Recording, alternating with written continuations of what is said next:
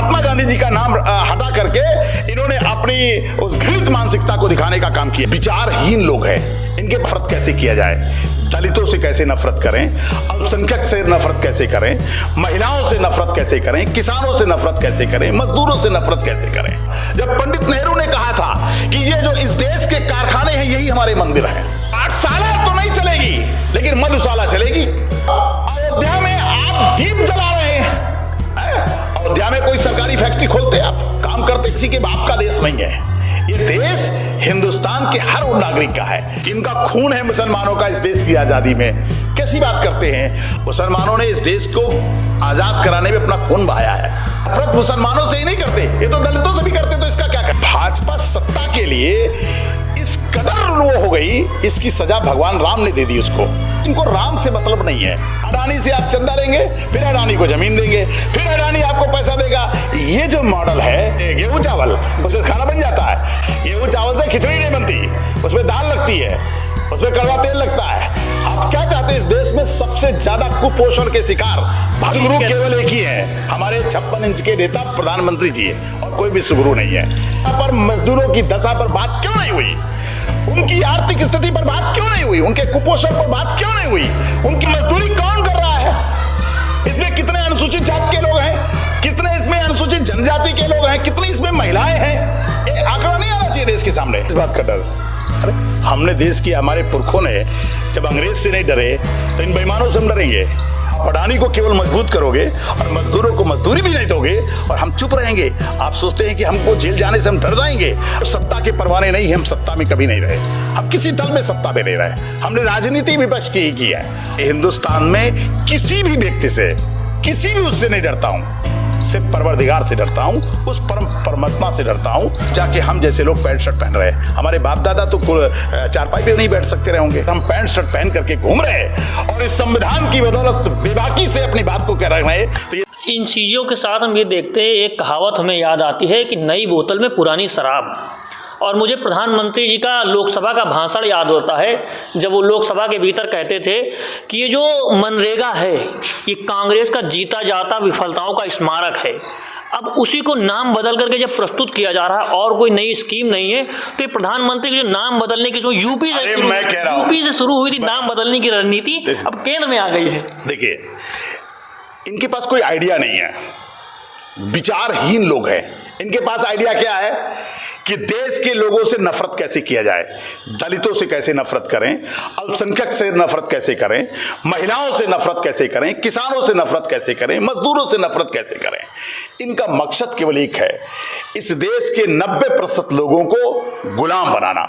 ये फिर से उसी स्थिति में, बड़ी मुश्किल से पंडित नेहरू, महात्मा गांधी, बाबा साहब अम्बेडकर, मौलाना आजाद साहब, डॉक्टर राजेंद्र प्रसाद, ऐसे न जाने कितने लोगों ने इस देश को बहुत खूबसूरत देश बनाया, बैलगाड़ी वाले देश को कहां से कहां पहुंचा दिया। ये फिर से उसी दिशा में हमको ले जाना चाहते हैं। और मैं आप जैसे लोगों से और सभी लोगों से मैं कहता हूं, इस पर इस देश के लोगों को खड़ा होना चाहिए। ये देश फिर से वापस कांग्रेस के मॉडल पर जाएगा। जब पंडित नेहरू ने कहा था कि ये जो इस देश के कारखाने हैं यही हमारे मंदिर हैं, ये पंडित नेहरू ने कहा था कि इस देश के जो कल हमारे कारखाने होंगे वही हमारे मंदिर होंगे और उसी से देश की हम आर्थिक स्थिति को सुदृढ़ करेंगे। ये बेईमान हमको क्या बता रहे हैं, ये बेईमान बता रहे हैं कि उत्तर प्रदेश की सरकार तो आप जानते हो कि पाठशाला तो नहीं चलेगी लेकिन मधुशाला चलेगी। मधुशाला खोल दिए गए, मधुशाला जो शराब के ठेके हैं उनको खोल दिया गया। और अयोध्या में आप दीप जला रहे हैं, अयोध्या में कोई सरकारी फैक्ट्री खोलते आप, काम करते, कौन मना करता। और पंडित नेहरू ने क्या किया था कि जितने भी सरकारी संस्थान हैं, सनातन धर्म के सभी धर्मों को मानने वाले इस देश में सबकी इबादत हुई। आप तहसील में चले जाओ, आपको शिव जी का मंदिर मिलेगा जी। आप चले जाओ सरकारी कार्यालयों में, आपको मंदिर मिलेगा। आप किसी भी संस्थान में चले जाओ, आपको मंदिर मिलेगा। मैं आपको दावे के साथ कहता हूं, इस देश में मंदिर से किसी को कोई दिक्कत नहीं है, मस्जिद से किसी को दिक्कत नहीं है, गिरजाघरों से किसी को दिक्कत नहीं है, चर्च से किसी को दिक्कत नहीं। ये देश सबका है, ये किसी के बाप का देश नहीं है। ये देश हिंदुस्तान के हर उन नागरिक का है जो किसी की इबादत करना चाहता है, ये देश उसका है और मोहब्बत का देश है। इसमें कोई किसी से नफरत नहीं करता, लेकिन ये नफरत के बाजार में जिस तरह से इन्होंने आवाज लगाई है और जिस तरह से ये हिजाब जो आया है वो नफरत के लिए आया, ये इसीलिए आया। मुस्लिम को एक तरीके से छूत मान लिया गया है राजनीति में। ना, आप ये देखिए। अरे भाई, मुसलमान को कैसे छूत मान सकते हैं? इनका खून है मुसलमानों का इस देश की आजादी में, कैसी बात करते हैं? हर जाति धर्म के लोगों ने इस आजादी की लड़ाई में, ये बेईमान तो जानते भी नहीं आजादी क्या होती है? इस देश की आजादी की लड़ाई को जब पढ़िए तो आपको मिलेगा कि कितने लोगों ने फांसी चूंधा है। मुसलमानों ने इस देश को आजाद कराने में अपना खून बहाया है, इस मिट्टी में उनका खून है? अछूत वो लोग हैं जो इस देश को लूटने का काम करते हैं, वो किसी भी जात धर्म के हों, जो इस देश से नफरत करते हैं वो होते हैं। जाति धर्म के पायरे में रख करके किसी से ये नफरत मुसलमानों से ही नहीं करते, ये तो दलितों से भी करते, तो इसका क्या करें? ये तो पिछड़ों से भी करते हैं, ये तो महिलाओं से भी करते हैं। जिसके दिमाग में नफरत भरी हुई है वो केवल मुसलमान से नफरत नहीं करते, मुसलमान से नफरत कभी नहीं करते। मुसलमान से नफरत कैसे कर सकते हैं? कर ही नहीं सकते। अच्छा, आपने जब अयोध्या की बात की तो हमारा काम है चीज़ों को सामने लाना, उस विजुअल को दिखाना। तो मुझे ये विजुअल दिखाई देता है कि जब आपने दिए की बात की तो हमने ये देखा कि बहुत सारी महिलाएं दूर दूर से आई, उन्होंने बताया कैमरे के सामने कि हम दिए से तेल भरने आए हैं, हमारा साल भर का खर्चा चलेगा। भाई मैं कह रहा हूँ, आप ये सोचिए कि क्या दृश्य है। मैं कह रहा हूँ, जब भाजपा पैदा नहीं हुई थी तब से लोग दीपावली मनाते हैं। ये भाजपा की वजह से दीपावली नहीं आई है। हम लोग छोटे छोटे थे पहले से भी कृष्ण जन्माष्टमी मनाते हैं जी। मैंने पहले आपको बताया कि सनातन धर्म जो है वो भाजपा से सनातन धर्म नहीं है, उसने तो सनातन धर्म को अपमानित करने का काम किया है। आप समझिए, पहले भाजपा सत्ता के लिए इस कदर वो हो गई, इसकी सजा भगवान राम ने दे दी उसको। अब आपको जय श्री राम का नारा नहीं सुनते मिलेंगे, देखिए नारा बदल दिया ना उन्होंने, अब जय राम जी नया नारा ले आए, क्या नाम? जी राम जी लेकर के आए हैं। ये क्या है? ये बदलते रहते हैं इनको, क्योंकि इनको राम से मतलब नहीं है।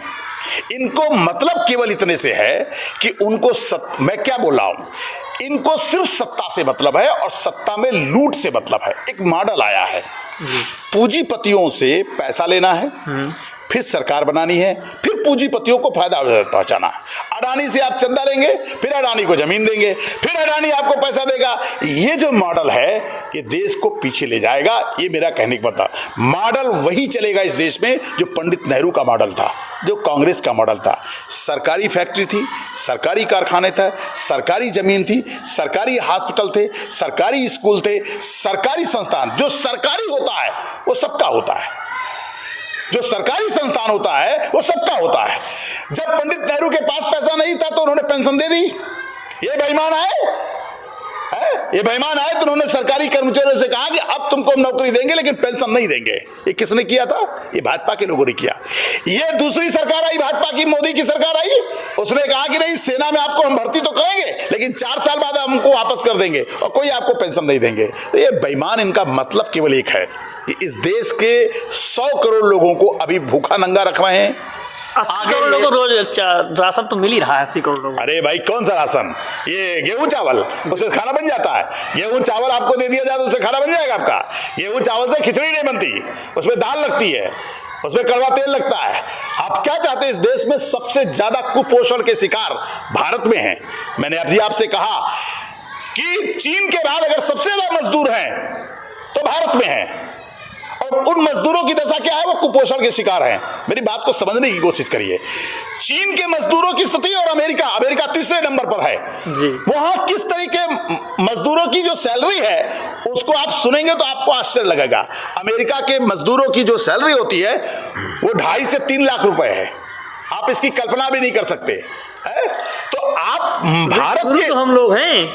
कौन विश्वगुरु है? गुरु तो हम लोग, विश्वगुरु केवल एक ही है, हमारे 56 इंच के नेता प्रधानमंत्री जी है, और कोई विश्वगुरु नहीं है। ये विश्वगुरु वाली जो खिताब है ना वो हमारे केवल विश्वगुरु जी के पास ही है। ये हमारे 56 इंच के नेता, उन्हीं के पास विश्वगुरु है। और मैं समझता हूं बहस होनी चाहिए जी। कि हम किसानों की और मजदूरों की दशा को कैसे सही कर सकते हैं, हम छात्रों के भविष्य को कैसे सही कर सकते हैं। इस देश का खजाना लूटा जा रहा है और खजाना अगर लूटता रहेगा तो देश हमारा आर्थिक रूप से कमजोर होता जा रहा है। अब बार बार कह रहा हूं, मैं फिर कह रहा हूं, इसको बहुत गंभीर विषय है, समझने की जरूरत है। हमको नाम में इंटरेस्ट नहीं है, नाम में जयराम जी जो लिखना चाहे लिख लें, हमें कोई दिक्कत नहीं उससे, हमको इससे कोई परेशानी नहीं है। हमको परेशानी केवल ये है कि पार्लियामेंट में मजदूरों की दिशा पर, मजदूरों की दशा पर बात क्यों नहीं हुई, उनकी आर्थिक स्थिति पर बात क्यों नहीं हुई, उनके कुपोषण पर बात क्यों नहीं हुई, उनकी मजदूरी पर, उनको मजदूरी का भुगतान कब होता है और कैसे होता है, इस पर बात होनी चाहिए ना, लेकिन उस पर बात नहीं हुई है। इसलिए मैं कह रहा हूं ये बहुत गंभीर विषय है। 64 करोड़ लोग भारत में, लिखित रूप में जो 64 करोड़ हैं, अभी होंगे इससे ज्यादा। और फिर इसमें यह भी पता लगाना चाहिए ये कौन लोग हैं, मजदूर लोग हैं तो अनुसूचित जाति के इसमें कितने हैं, आते हैं। हाँ, और क्या, अरे मजदूर तो एक वर्ड है ना जी। फिर मजदूरी कौन कर रहा है, इसमें कितने अनुसूचित जाति के लोग हैं, कितने इसमें अनुसूचित जनजाति के लोग हैं, कितनी इसमें महिलाएं हैं, ये आंकड़ा नहीं आना चाहिए देश के सामने। इस देश में कितने लोग भूमिहीन हैं, कौन खेती करता है, कौन नहीं खेती करता है। तो मेरे कहने का मतलब है कि भारत में इस पर बहस होनी चाहिए, पार्लियामेंट में जो पैसा खर्च होता है इस पर बात होनी चाहिए। और ये जो हमारे भाजपा के नेता है वो चाहते हैं कि बहस इस पर चली जाए, जी राम जी, अरे जो रखना चाहो उससे हमें कोई फर्क नहीं पड़ता, आप जो नाम रखना चाहो। हालांकि महात्मा गांधी जी का नाम हटा करके इन्होंने अपनी उस घृणित मानसिकता को दिखाने का काम किया है। लेकिन मैं ये बात कह रहा हूं आपसे कि हमें मजदूरों की दशा से मतलब है, हमें ये मतलब है कि क्यों नहीं मनरेगा में आइए कानून बनाइए कि 15,000 रुपए महीना हम उसको देंगे, फावड़ा चलवाएंगे, आइए ना कानून बनाइए, क्या दिक्कत होती है। इस देश में 15,000 रुपए महीना क्या उस मजदूर को नहीं दे सकते हैं जो जाके दूसरी जगह जाके काम करने जाता है। आप तमाम मजदूर इसमें काम करते हैं, जब सड़क निर्माण होता है या किसी प्रकार का उसमें मजदूरों की जरूरत पड़ती है ना, तो आप श्रम विभाग में सारे मजदूरों को पंजीकृत कर करके अब मजदूर वहीं से पीडब्ल्यूडी के डिपार्टमेंट के लोग भेजें। ये जो मजदूरों के खून पसीने की कमाई की लूट हो रही है ये कब बंद होगी, ये मैं आपसे आपके माध्यम से सवाल पूछना चाहता हूं। ये बहुत बड़े सवाल हैं कि मजदूरों की बात होनी चाहिए, सारी चीज़ देखी जा रही हैं। हम रायबरेली आए थे, सुशील जी से मिले, उन्होंने अपनी बेबाकी से सारे मुद्दों पे बात रखी है।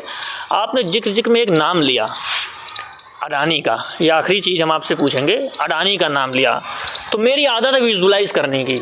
तो मैं विजुअल जब देखता हूँ तो मुझे ऐसा दिखता है कि जब राहुल गांधी ने लोकसभा के भीतर नाम लिया, उसके बाद कांग्रेस के लोगों ने सवाल उठाया कि सांसदी रद्द कर दी गई राहुल गांधी की। उसके बाद संजय सिंह आम आदमी पार्टी के नेता, विपक्ष के आवाज़ जाने जाते हैं, उन्होंने नाम लिया तो उनको जेल में उठा के डाल दिया। आप इतनी बेबाकी से कह रहे हैं कि अडानी को सब कुछ सौंप दिया जा रहा है, 1 रुपये में ज़मीन दे दी जा रही है, सब कुछ हो रहा है, तो डर नहीं लगता है? किस बात का डर? अरे हमने देश की, हमारे पुरखों ने जब अंग्रेज से नहीं डरे तो इन बेईमानों से हम डरेंगे? आप हमारा इतिहास पढ़िए, हमारे पुरखों का इतिहास पढ़िए। 1857 की लड़ाई अगर आपने पढ़ी हो तो उसमें वीरांगना उदा देवी पासी की आपने शहादत नहीं पढ़ी है, आपने मक्का पासी की शहादत नहीं पढ़ी है, आपने पढ़ा ही नहीं है कि अंग्रेजों से लड़ा कौन है। तो आप इन बेईमानों से कह रहे हो डरने के लिए डरने के लिए मैं आपको ये बताना चाहता हूँ कि देश की आज़ादी और देश से मोहब्बत करने वाला कोई आदमी नहीं डरता है, जो बेईमान होता है वो डरता है। हम देश की आज़ादी के परवाने हैं, हम फिर से इस देश की आर्थिक आज़ादी के लिए लड़ रहे हैं। हमारे पुरखों ने राजनीतिक लड़ाई लड़ी थी, इस देश की आज़ादी लड़ाई की लड़ी थी, और अब हम इस देश में जो नई पीढ़ी आई है वो देश की आर्थिक आज़ादी की लड़ाई लड़ रही है। हम ये लुटने नहीं देंगे। आप अडानी को केवल मजबूत करोगे और मजदूरों को मजदूरी भी नहीं दोगे और हम चुप रहेंगे। आप सोचते हैं कि हमको जेल जाने से हम डर जाएंगे? आप क्या समझते हैं? इस देश में हमारे जब पुरखे नहीं डरे तो सुशील पासी तो नहीं डरेगा, और डरने के लिए सुशील पासी नहीं आया है। मैं कांग्रेस में तब आया हूं जब कांग्रेस सत्ता में नहीं है। आज वही आदमी कांग्रेसी बन सकता है जिसको वास्तव में इस देश की व्यवस्था से और इस देश से जिससे मोहब्बत है। जो देश से मोहब्बत करेगा वो आज राहुल गांधी के साथ खड़ा है। हम वो सत्ता के परवाने नहीं हैं, हम सत्ता में कभी नहीं रहे, हम किसी दल में सत्ता में नहीं रहे, हमने राजनीति विपक्ष की ही की है।